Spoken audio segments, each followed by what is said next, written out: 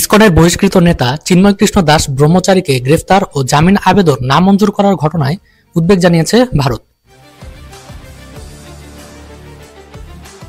মঙ্গলবার এক বিবৃতিতে ভারতের পররাষ্ট্র মন্ত্রণালয় থেকে এ উদ্বেগ জানানো হয়। বিবৃতিটি ভারতীয় পররাষ্ট্র মন্ত্রণালয়ের ওয়েবসাইটে প্রকাশ করা হয়েছে।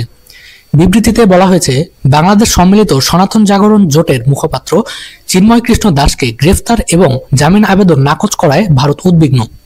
বাংলাদেশে হিন্দু ও অন্যান্য সংখ্যালঘুদের উপর একাধিক হামলার পর এই ঘটনা ঘটেছে। দেশটিতে সংখ্যালঘুদের ঘরবাড়ি ও ব্যবসা প্রতিষ্ঠানে অগ্নিসংযোগ ও লুটপাট এবং দেবতাদের অবমাননা ও মন্দিরে চুরি ভাঙচুরের একাধিক নথিভুক্ত ঘটনা রয়েছে বলে বিবৃতিতে উল্লেখ করা হয়েছে। ভারতের পররাষ্ট্র মন্ত্রণালয় বলছে, আমরা চিন্ময় কৃষ্ণ দাসের গ্রেফতারের বিরুদ্ধে শান্তিপূর্ণ প্রতিবাদে অংশ নেওয়া সংখ্যালঘুদের ওপর একাধিক হামলার বিষয়টিও উদ্বেগের সঙ্গে পর্যবেক্ষণ করছি।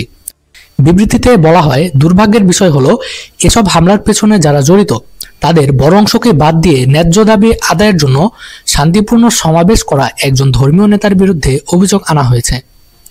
শেষে হিন্দু এবং সব সংখ্যালঘুদের সমাবেশ করার ও মত প্রকাশের অধিকার নিশ্চিত করা সহ তাদের সুরক্ষা ও নিরাপত্তা নিশ্চিত করতে বাংলাদেশি কর্তৃপক্ষের প্রতি আহ্বান জানায় ভারতের পররাষ্ট্র মন্ত্রণালয়। চিন্ময় কৃষ্ণ দাসের গ্রেফতার নিয়ে পশ্চিমবঙ্গ বিধানসভার বিরোধী দলনেতা শুভেন্দু অধিকারী প্রথম মুখ খোলেন। হিন্দুদের উপরে হামলার মতো বিষয়ে তাকে আগেও কড়া প্রতিক্রিয়া দিতে দেখা গেছে। কলকাতায় পশ্চিমবঙ্গ বিধানসভার বাইরে মিস্টার অধিকারীর নেতৃত্বে বিজেপির বিধায়করা বিক্ষোভ দেখান মঙ্গলবার।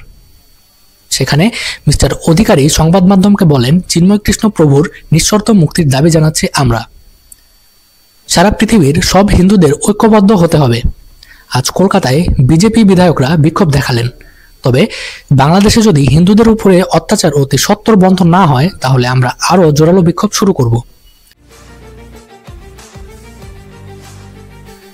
মঙ্গলবার রাতে কলকাতার বেহালা অঞ্চলে কোনো দলীয় পতাকা ছাড়াই হিন্দুবাদী বিভিন্ন সংগঠনের নেতাকর্মীরা মশাল মিছিল করেন চিন্ময় কৃষ্ণ দাসের গ্রেফতারের প্রতিবাদে। বাংলাদেশে সংখ্যালঘু হিন্দুদের উপরে কথিত হামলার বিরুদ্ধে স্লোগানও দিতে শোনা গেছে ওই মিছিলে। সবশেষে মঙ্গলবার রাত থেকেই চট্টগ্রাম সহ বাংলাদেশের নানা জায়গায় ভারতীয়দের প্রতিক্রিয়ার অনেক ভিডিও গণমাধ্যমে দেখানো হয়েছে।